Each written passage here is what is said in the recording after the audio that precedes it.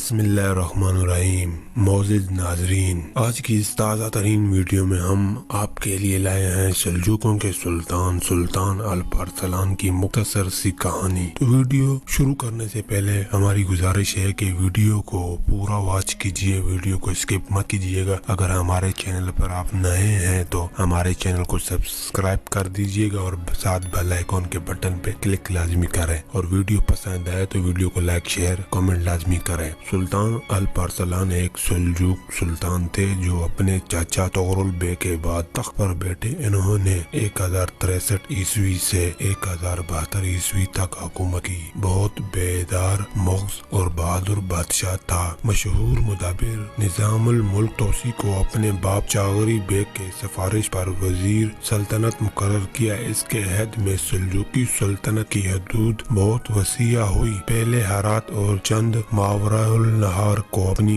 قلمروں میں شامل کیا، پھر فاطمی حکمران کو شکست دے کر مکہ اور مدینہ کو اپنی قلمروں میں شامل کیا۔ اس سے اسلامی دنیا میں سلجوقیوں کا اثر و اقتدار بڑھ گیا۔ بازنطینیوں نے حملہ کیا تو 26 اگست 1071 عیسوی کو جنگ ملازگرد میں انہیں عبرتناک شکست ہوئی اور کیسر روم رومانوس چہارم کو گرفتار کر لیا۔ کیسر روم نے نہ صرف تیوان جنگ ادا کیا اور خراج دینے پر رضامند ہوا، بلکہ اپنی بیٹی سلطان کے بیٹے سے بیعت دی اور آرمینیا اور آرجیا کے علاقے اس کو دے دیے۔ خوارزمی ترکوں کے خلاف ایک مہم میں قیدی بنا کر لائے گئے۔ خوارزمی گورنر یوسف الخوارزمی کی تلوار سے شدید زخمی ہوا اور 4 دن بعد 25 نومبر 1072 عیسوی کو محض 42 سال کی عمر میں انتقال کر گئے۔ سلطان الپ ارسلان کو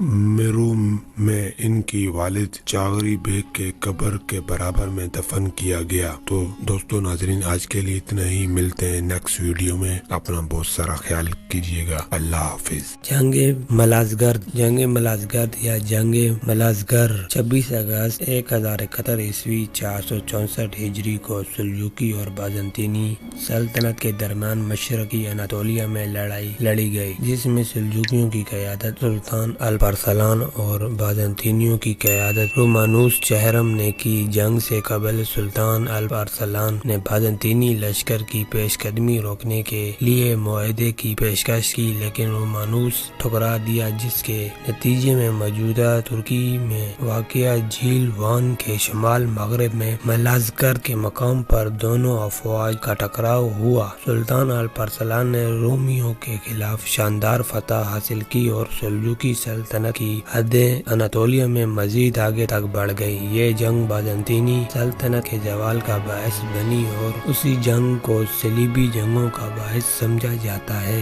جنگ ملازگر کے نتیجے میں اناطولیہ ہمیشہ کے لیے عیسائیوں کے قبضے سے نکل گیا۔